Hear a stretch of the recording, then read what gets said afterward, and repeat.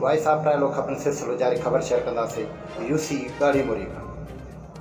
प्रायलो बरसां UC गाड़ी मोरी जा कच्चा मुलाज़िम शफ़ीक अहमद ऐं शाह ज़ोएब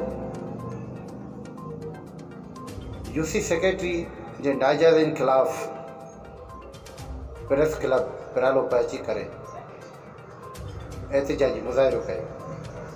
हुननि जो इहो चवणु आहे त असां ग़रीब ऐं मिसकीन कच्चा मुलाज़िम आहियूं जेके यूसी गाड़ी मोरी यूसी सेक्रेटरी शाह मोहम्मद सोलंकी जीअं चार्ज संभाली असांखो कमु बि वरितो वियो। जॾहिं कल्ह राति ईद जी राति हुई, असां जॾहिं हुन वटि पहुतासीं त असांखे पघारूं ॾियो ऐं ईद कयूं त हुननि जो हिकु ई जवाबु हुयो, कावड़ मां चयईं जेको यूसी सेक्रेटरी अॻूणो हुयो उन खां पंहिंजूं पघारूं वठो।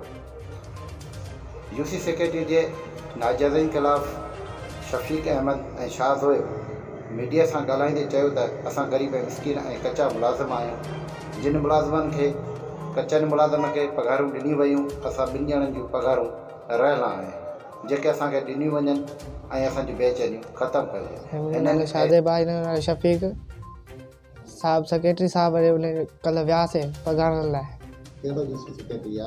मोरी वारो गाड़ी मोरी वारो यूसी हे तो चए माना जेको मटिजी वियो आहे सेक्रेटरी उन खां वञी पघार वठो। असां जो हाणे जो ॾिनियूं वञे असांखे पघार।